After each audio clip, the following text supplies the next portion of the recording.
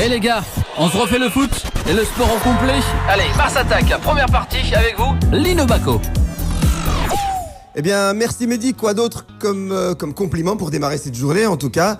Mars attaque numéro 197, vendredi 27 août. Eh bien, on va démarrer avec un sommaire déjà époustouflant, bien entendu, avant de présenter nos invités. D'abord, on va traiter le tirage au sort de la Ligue des Champions, il est tombé hier. Beaucoup de surprises, des groupes faciles, d'autres beaucoup moins. En tout cas, on va en parler dans quelques instants. Également, la polémique au sujet de la programmation de la Bout à la Une, bien sûr, avec ces matchs qu'on programme en plein mois de Ramadan. Et en plus, c'est pas une question de Ramadan, c'est une question de timing à 17h. C'est quand même assez usant pour les joueurs. Et puis ensuite, la liste des 22 Marocains qui affronteront la Guinée, pas la Guinée, mais la République centrafricaine. Et puis ensuite, nous traiterons le sujet central, à savoir, eh bien, la formation des jeunes, avec bien sûr tous les soubassements que cela porte. Avec moi et autour de la table, Maître Aziz Daouda, consultant Radio Mars, expert en athlétisme et père fondateur de l'athlétisme victorieux marocain. Ça vous convient, ça? Si, on a connu la victoire avec Aziz Daouda. C'est un peu trop quand même. Non, c'est pas beaucoup. Bonjour. Maître Blade Bohemid, bien sûr, consultant Radio Mars, il sourit déjà, journaliste, caricaturiste, réputé par son sens de la critique et de la remise en question éternelle, et président de l'Union des journalistes sportifs africains. Non, quand tu dis maître, tu me rappelles Tevz Derek qui dit 12 centimètres.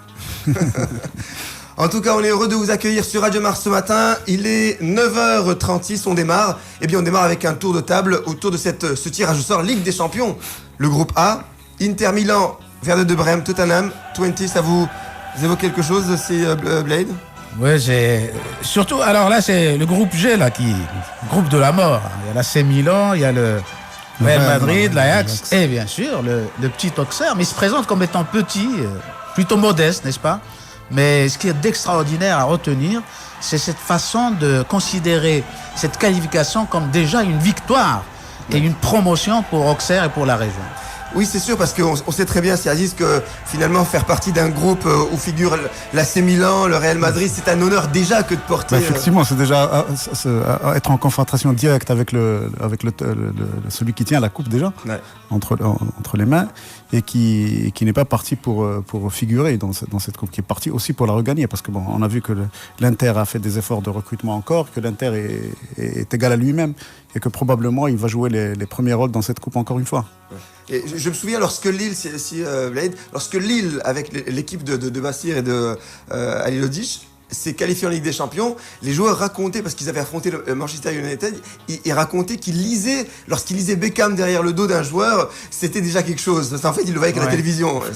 Oui, ça, on l'a vécu, mais c'est une culture, hein, et c'est un autre contexte, mais où il n'y a pas de sinistrose, où il n'y a pas ce genre de blocage, hein, ailleurs.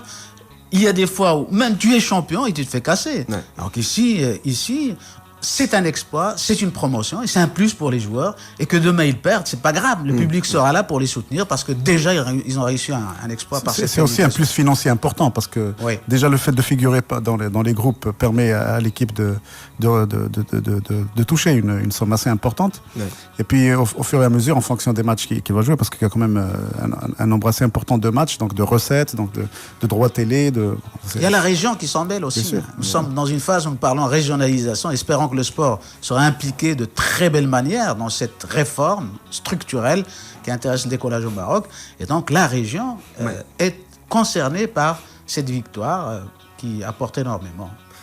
C'est une victoire, en tout cas, la victoire de participer avec de grands clubs. Est-ce que ça ne dénote pas déjà, si Aziz, le décalage entre le football français en termes de clubs et le reste de l'Europe? Le football français a pendant longtemps été le petit poussé du football européen. C'est un des footballs les moins riches. Les clubs français ne sont pas aussi riches que les clubs espagnols, anglais, mais allemands. Ils sont sainement gérés. Il faut le dire. Oui. Bon, probablement oui, mais bon, ils sont aussi un tremplin pour pas mal de joueurs. Beaucoup de joueurs ont commencé d'abord par le championnat français avant de s'exiler ailleurs. Et donc c'est un football formateur, c'est un football qui permet à de jeunes pousses de transcender et donc d'arriver à un niveau très élevé. On a vu énormément de joueurs passer par le championnat français avant d'atterrir en Angleterre, par exemple. Et surtout Auxerre, qui a toujours été un centre de formation, grâce à Guiraud, bien sûr, qui a énormément travaillé, et en plus à son staff. On vient de fêter l'ancien, le doyen à l'adjoint, qui a formé quelque chose comme 17 internationaux joueurs de haut niveau à Auxerre. Et Auxerre qui faisait de la prospection à un moment au Maroc, dans les petits villages, à Frey Ben Saleh et ailleurs. Et il y a eu 2-3 éléments qui ont été prospectés à l'époque par le staff Giroud. Alors, ce groupe nous intéresse parce que figure Ajax Amsterdam, avec Mounel Hamdaoui, bien sûr, qui joue avec l'équipe hollandaise. C'est une expérience de plus. Ça sera bon pour l'équipe nationale parce que ça fera davantage. Pour Hamdaoui, il sera mieux exposé. Ouais. Parce que déjà, on le verra sur les grands stades, on le verra dans de grandes joutes où il pourra s'exprimer et véritablement montrer ce dont il est capable. Et un plus pour l'équipe du Maroc parce qu'il aura gagné en expérience parce qu'il joue quand même au plus haut niveau maintenant. Donc, Très juste.